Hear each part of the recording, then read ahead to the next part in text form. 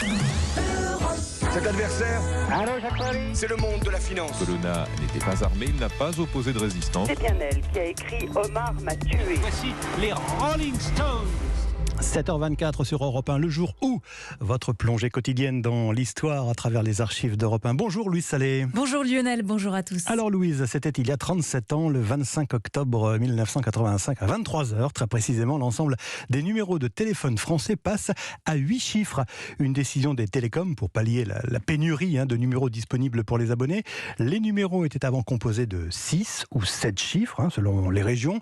On a donc harmonisé tout ça à ce moment-là, ce qui donne quelques sueurs froide au ministre des PTT, tant l'opération était compliquée, Louise Salé. Oui, ce soir-là, la France retient son souffle dans les sous-sols des centraux, surtout. La manœuvre est racontée en direct sur Europe 1 par le reporter Michel Grossior. C'est à 23h précises que les 1700 centraux téléphoniques basculeront dans l'ère du téléphone à 8 chiffres. Une véritable révolution technologique. Cela fait 10 ans que les ingénieurs des télécoms la préparent, d'où la tension que l'on peut lire sur les visages des techniciens rivés ici devant leurs écrans de contrôle. La grande crainte, c'est la saturation des lignes à cet instant précis. Le ministre des PTT, Louis Mexando, est l'invité d'Europe 1. Il avertit les Français quelques heures avant. Je demande aux abonnés de ne pas se précipiter vers 23h05 pour savoir si ça marche, qu'ils attendent calmement demain matin, ça marchera. Dans un premier temps, la bascule fonctionne. Pas de gros pépins techniques, rassure le ministre le lendemain. Dans un premier temps, Louise, mais pourquoi, dites-nous ?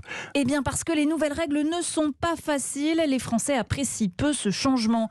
Accrochez-vous bien. Pour appeler la province qui possède un numéro à 6 chiffres, il faut intégrer l'indicatif local.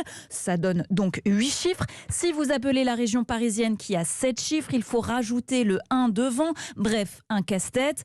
Ça, par exemple, c'est le message que l'on entend si vous faites une erreur. Attention, nouvel numéro d'avis. Une opératrice du SAMU, joignable au 15, donc n'en peut plus des appels erronés 3 jours après la bascule. Les permanencières sont obligés d'expliquer aux gens il faut faire le 4 et pas le 1. Bon, c'est ce que j'ai dit au directeur des PTT qui m'a appelé. J'ai dit vous devriez leur envoyer une boîte de chocolat parce qu'elles font votre boulot. Ce changement fait aussi grincer des dents les entreprises. Le groupe Kodak Pathé a dépensé 400 000 francs pour renouveler ses standards. Son directeur, M. Millot, s'en plaint sur Europe 1. Lorsque l'EDF a imposé dans certains quartiers le passage de 110 à 220 volts, l'EDF a pris à sa charge le remplacement des appareils. Pourquoi les PTT n'en auraient-ils pas fait autant en l'occurrence ? Ces 8 chiffres resteront jusqu'en 1996. Ils seront alors remplacés par les 10 chiffres que nous utilisons aujourd'hui. Effectivement. Merci Louise Salé. On vous retrouve demain pour une nouvelle plongée dans la boîte à archives d'Europe 1.